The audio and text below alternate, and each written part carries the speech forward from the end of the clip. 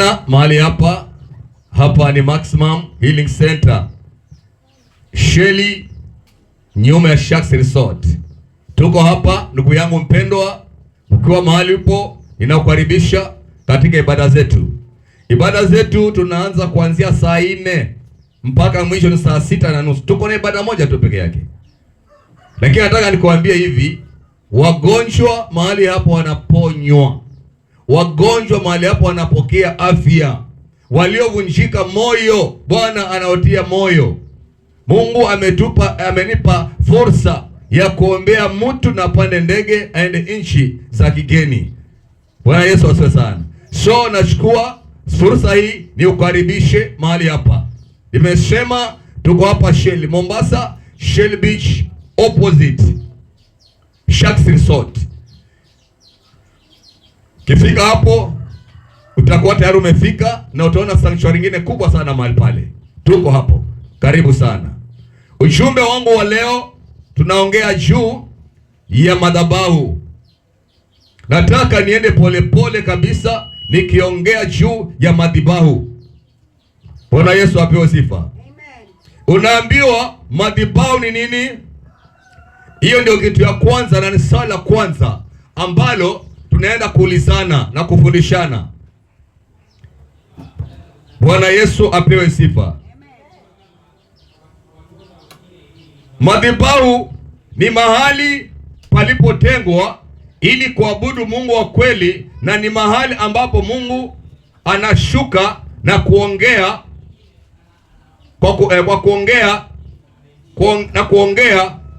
kwa kuhudumia watu wake. Hiyo ndio maana ya madhabahu. Sasa nataka nikwambie hivi, hii madhabahu ambayo naongelea juu yake ni madhabahu ya Mungu, na madhabahu ya Mungu inastahili ikaweze kuheshimika. Bwana Yesu apewe sifa. Madhabahu ya Mungu ni lazima ikaweze kuheshimika. Bwana Yesu apewe sifa. Kwa sababu hii madhabahu huwa ni mahali ambapo Mungu anashuka mwenyewe kuhudumia watu wake. Sasa ikifika mahali madhabahu ikianza kuchezewa na ukosa upewa heshima, huwa inafikia mahali ile madhabahu inakufa. Kwa sababu kitu ya kwanza ukana kujua kwamba madhabahu hii imesuliwa na Mwenyezi. Na tukiwa mahali hapa madhabahu inajulikana mpaka mbinguni, na Mungu anaiona vizuri madhabahu hii na hata hiyo yako. Bwana Yesu apewe sifa. Kwa hivyo nataka nikuambie nini kirudia, heshimu madhabahu ya Mungu, maana madhabahu inaweza kufanya wewe unawiri ama udhofike. Ni kazi ya madhabahu. Mahali ambapo Mungu anashuka si mahali pa kuchezewa, si mahali pa kudhihakiwa. Mtu unaingia tu kujiingililia. Bwana Yesu apewe sifa. Huwa haendangi hivyo. Manake hii madhabahu unaiona Mungu aliweza kuiweka, lakini inafika mahali madhabahu hii ukichezea itakudhoofisha vizuri sana. Utadhoofika kimaisha kwa sababu ya kuna nguvu hapa madhabahuni kutoka kwa Mungu mwenyewe. Bwana Yesu apewe sifa. Bwana Yesu asifiwe sana. Kwa hivyo heshima kubwa inatakiwa ionekane katika madhabahu yoyote mahali Mungu anashuka. Haleluya. Kitu ya kwanza ile ambayo nataka nikuambie, madhabahu ya Mungu, ili kwamba madhabahu ya Mungu inene mema kwako, number 1 ni utakatifu. Hauwezi kuwa unaenda kufanya mambo yako mahali unaenda halafu unarudi unaingia kwa madhabahu moja kwa moja. Hiyo inaitwa dhihaka, na inaweza fika mahali ikakudhoofisha tena ni madhabahu yako. Bwana itafika mahali watu Mungu anawatoa watu anawapeleka mahali kwingine. Ufe peke yako na udhoofike peke yako mahali pale. Na sivyo fanya hivyo, inafika mahali anakuondoa toke kabisa kwa sababu ya kudhihaki madhabahu. Hauwezi kuja madhabahuni ukiwa wewe umesha na roho ya uovu. Ni ukuje utubu, mwambie Mungu akusamehe, ili kwamba upate kusamehewa na ukaweze kukubalika katika machoni mwa Mungu. Nikiongea hivi ninaongea na wale wote ambao wako na mzaha katika madhabahu. Bwana Yesu asifiwe sana. Kuna watu ambao wako na mzaha katika madhabahu, na hao watu wanatumika kama maajenti wa shetani. Bwana Yesu asifiwe sana. Akaweze kuleta ushawishi wa hapa na pale, akaweze kuleta ushawishi wa hapa na pale, mpaka inafika mahali madhabahu ya Mungu inakorogeka. Bwana Yesu asifiwe sana. Nimekuja nikuambie ndugu yangu mpendwa, mtu wa Mungu, madhabahu ya Mungu wa Israeli inastahili kuchungwa na kuheshimika. Haleluya, haleluya. Ona vile Yesu alivyokuwa anaongea kwa mtumishi wake Peter, akamwambia nitakupa hii madhabahu, lakini katika madhabahu inatakiwa utakatifu kaweze kuwa dhabiti mahali pale, ili kwamba mimi nishuke na kunena watu wangu. Kwa maana kanisa la Antiokia lilipata nguvu.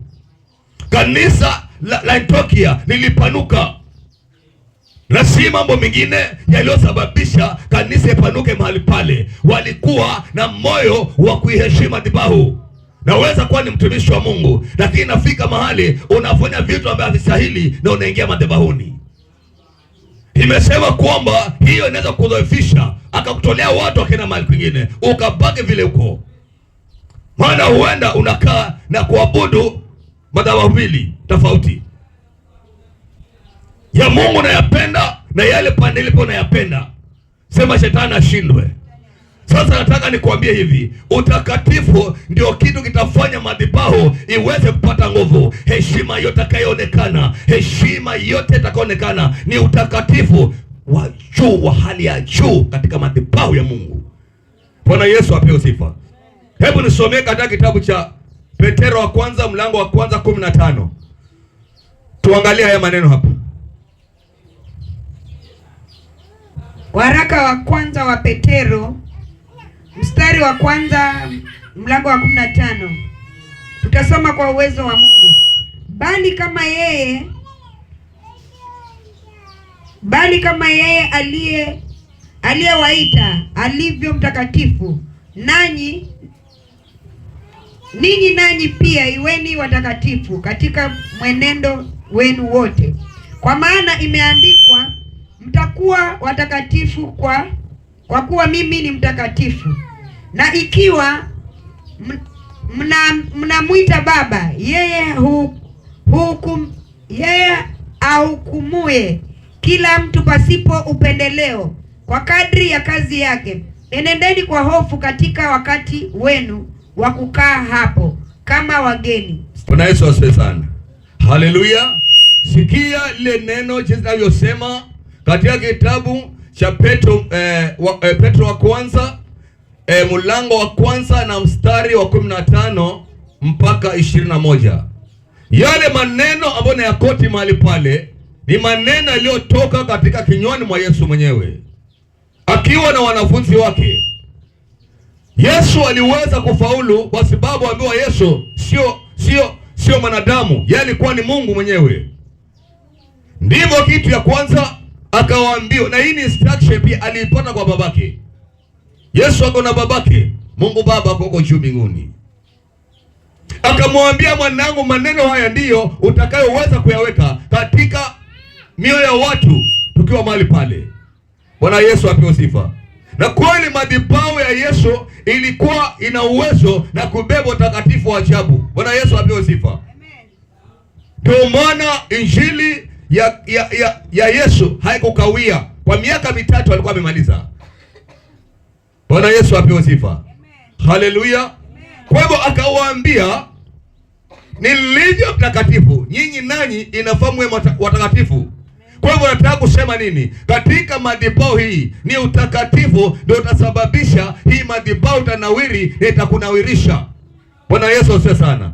Hivyo ikifika mahali kukiwa na mchezo katika madhabahu, mtu anaingia na kutoka na kuingia, inafika mahali tunadhoofika wapendwa. Kwa hivyo nataka kusema utakatifu unahitajika katika madhabahu hii, ili kwamba Mungu wa madhabahuni anene. Utakatifu ndio kitu muhimu sana Bwana Yesu apewe sifa. Ili kanisa inawiri, madhabahuni ni utakatifu.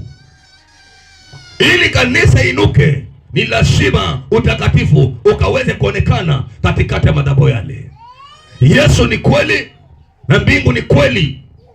Bwana Yesu asifiwe sana. Na haya yote ambayo naongea mahali hapa ni ya ukweli mtupu. Utawezaje kufanya kazi madhabahuni, watoka nje waenda kufanya uovu, wewe unakuja moja kwa moja madhabahuni? Inafika mahali Mungu mwenyewe anakuaibisha kwa njia moja ya kwanza na ya pili na ya tatu. Haleluya. Pigie Bwana makofi mazuri kama tuko pamoja. Na nataka niseme hivi, huo utakatifu ambao tumewaambiwa si eti uwe mtakatifu kuepukana mambo ya usherati. Kuna mambo mengi sana.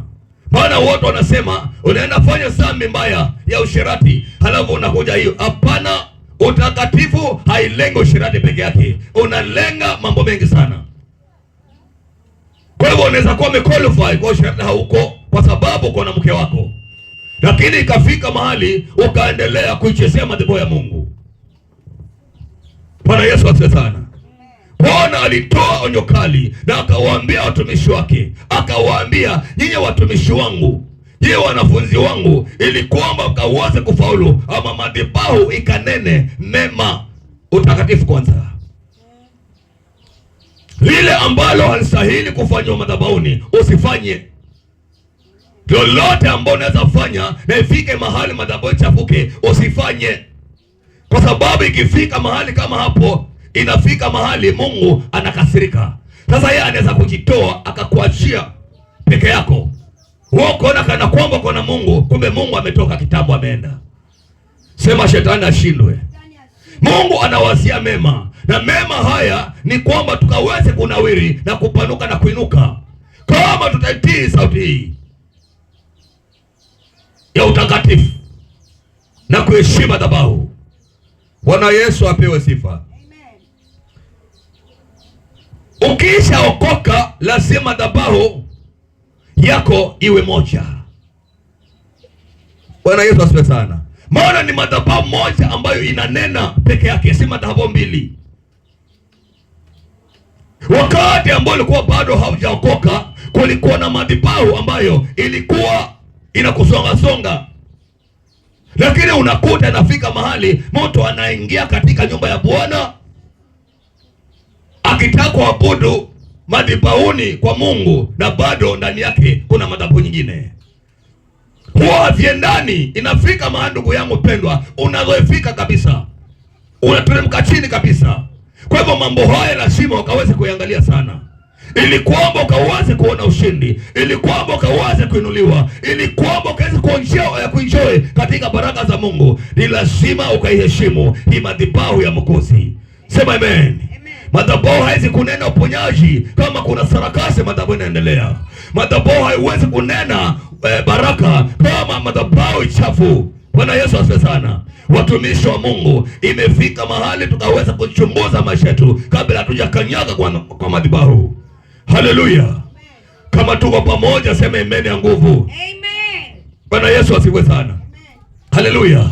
Hivyo kama kuna madhabahu ambayo bado iko ndani yako na wewe huko katika nyumba ya Bwana, ukaenda kuchukua madhabahu hiyo ya uganga, ni lazima ukaiondokee. Ni lazima useme kwamba leo ninaiondokea hiyo madhabahu. At least madhabahu ibaki moja ndani yako, madhabahu ya Yesu Kristo, madhabahu ya nguvu na madhabahu inayobariki. Sema amen. Pige Bwana makofi mazuri kama tuko pamoja. Haleluya.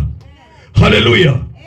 Usijaribu kuchanganya madhabahu. Mungu wetu hafurahi. Mungu wetu anafurahia kuondokea dhambi kwako. Bwana Yesu asifiwe sana. Ukishaondokea dhambi, utakuwa kipenzi cha Mungu. Bwana Yesu asifiwe sana.